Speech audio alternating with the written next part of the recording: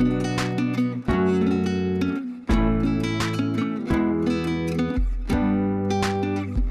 Bey merhabalar. Merhabalar, hoş Nasılsınız, geldiniz. iyisiniz, hoş bulduk. Sağ olun, teşekkürler. Siz nasılsınız? Teşekkürler, sağ olun, bizlerdeyiz. Öncelikle bizleri burada misafir ettiğiniz için ben ekibimiz adına çok teşekkür ediyorum. Ben Çok sağ olun. teşekkür ederim. Hoş geldiniz öncelikle. Hoş bulduk tekrar. Röportajıma ben öncelikle Mahmut Bey'i tanımakla başlamak isteyeceğim. Mahmut Bey kimdir efendim? Bu sektörle tanışma hikayeniz. Adım Mahmut Korkmaz, makine mühendisiyim. 7 yıl önce bu işe girdik. Üniversite bitirdikten sonra. Ondan sonra da bu işte kaldık. Evet. Yaklaşık bir 2,5 yıl önce de Ocak 2016'da kendi iş yerimizi açtık. Evet ve farklı bir konsept oluşturmuşsunuz aslında Dört Yolda. Yani burada. Buranın da ihtiyacı vardı bu konsepte.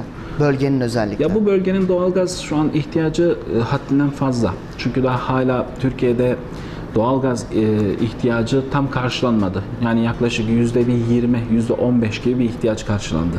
Hala da devam eden bir sektör bu. Evet. Biz ise sadece bir mühendislik firması, sadece doğalgaz işi yapmıyoruz. Mekanik tesisat, binaların tesisatlarını da yapabiliyoruz. Ve doğalgaz işiyle beraber bu şekilde 2,5 yıldır devam ediyor. Evet, neler yapıyoruz peki? Biraz burayı tanıyalım bu Korkmaz Mühendisliği.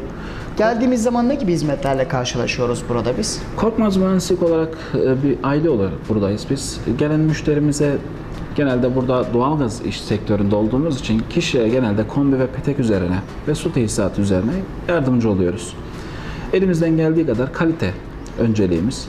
Kalite ve güzel bir hizmetle insanlara yardımcı oluyoruz. Evet ama evet sizler bu düşüncedesiniz ama bizler de bazen uygun fiyat politikası düşünüyoruz. Çünkü bu bizde bir algı. Hani karşılaşıyorsunuz size telefon Tabii. yoluyla buraya geliyorlar. Hani bizlere tavsiyeleriniz neler? Hani sıkıntı yaşamamak için aslında soruyorum bunları. Ya şöyle, tabii ki halk olarak, millet olarak sıkıntı. Önceliğimiz maddi. Ama biz açıkçası bunu doğru bulmuyoruz. Şu an Avrupa'da yasaklanan bazı şeyleri biz hala 3. dünya ülkesiymiş gibi kullanıyoruz. Aslında yanlış bir şey. Devlet bunu yasakladığı halde hala üretim ve yani satış devam etmekte. Biz de bunu doğru bulmuyoruz. Yani ben şahsen bir makine mühendisi olarak bunu doğru bulmuyorum. Neler Yani, olmalı peki sizce?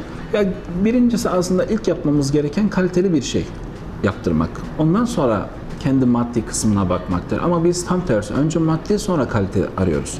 Bu yaptığımız en büyük hata. Bir kere kalitede ucuz alınmaz. Böyle bir gerçek var. Bir Tabii de bunu ki. anlamak gerekiyor. Yani tabii bunu anlatıyoruz. Biz gelen her müşterimize öncelikle kaliteyi gösteriyoruz. Kaliteyi anlatıyoruz. Elimizden geldiğince, dilimizden düştüğünce kişilere göstererek, anlatarak taktığımız eski hani müşterilere yardımcı olduğumuz müşterilerin gelen faturaları karşılaştırarak hani önceki müşterilerimize gelen faturalar bunlar.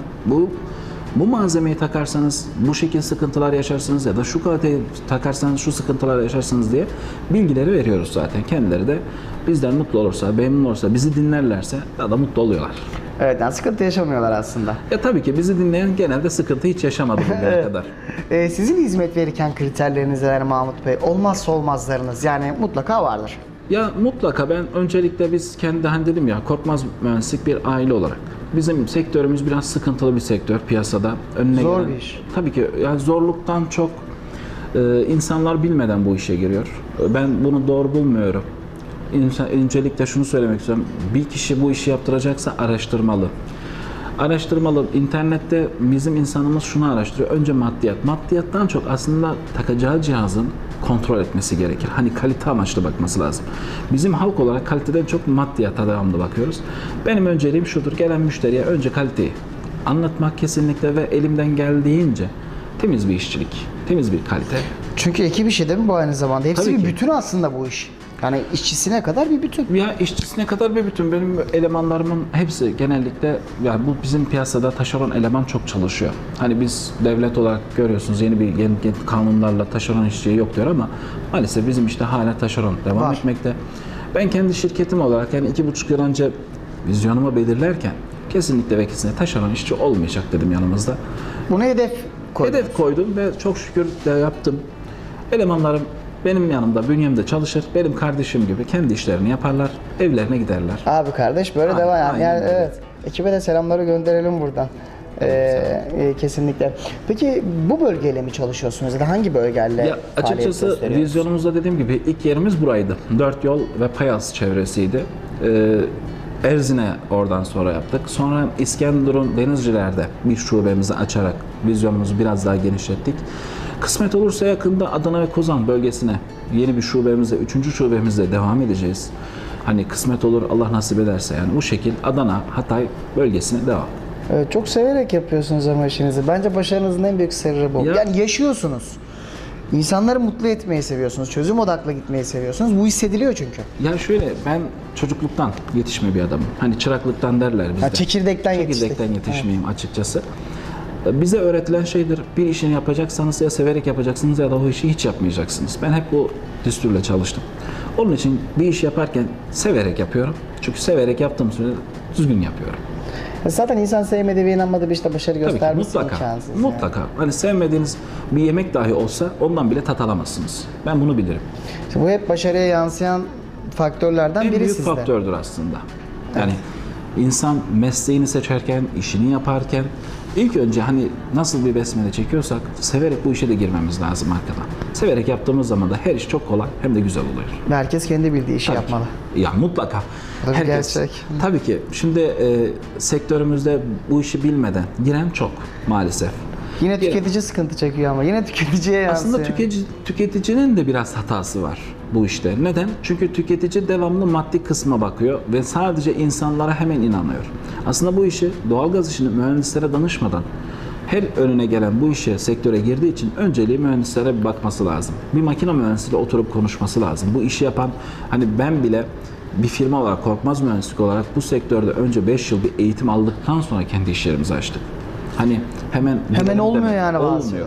Ama bazıları tabii hemen olsun, hemen girelim, bu işi devam edelim dediği için tabii tüketici de biraz maddiyata bakınca satıcı da ister istemez müşterinin istediğini veriyor. Kalitesiz mallar yani. Evet, bu Bu maalesef. da sıkıntı maalesef tüketici için. Evet, fuarlara katılıyor musunuz? Fuarlara katılmıyoruz. Hani katılma vaktimiz olmuyor açıkçası. Çünkü ben Çok yoğun dedim bir tempo. çekirdekten yetişme olduğum için işimin başında devamlı durmayı daha çok seviyorum. Geldiğimizde bile evet çok yoğundunuz. Ya dedim ya işi yaparken benim haberim olması lazım. Patronculuk oynamıyorsunuz aslında siz burada. Ya patronculuk bana göre yanlış bir şey. Hani derler ya lider takımın başında olursa iş güzel yürür. Lider başında olmazsa işçinin ne yaptığını bilemezsiniz. Evet, Yani- bu takımın kaptanı sizsiniz. o zaman. Mecbur benim. Evet. Yani kaptanca çok abilik yapıyorum açıkçası. O daha iyi oluyor. Daha güzel bir cümle, daha iyi oluyor. Evet, gerçekten bunları da buradan ekran başındaki izleyicilerimize hatırlatalım. Biz herkesi buraya davet edelim. Korkmaz Mühendisliğe bir çay içmeye, bir kahve Bekleriz. içmeye Her davet zaman, edelim. Her zaman. Bir tanışmaya Kapımız davet herkese edelim. açıktır. Çayımız, kahvemiz devamlı mevcuttur. Evet. Buyurun gelin, bekleriz her zaman. Evet. Bunları da buradan ekran başındaki izleyicilerimize hatırlatmış olalım. Ben vermiş Teşekkürler. olduğunuz değerli bilgilerden dolayı çok teşekkür ediyorum Mahmut Bey. Başarılarınızın devamını Sağ olun, diliyorum. teşekkürler. Çok sağ olun, Sağ olun, saygılar size kolay sunuyorum. gelsin. Sağ olun.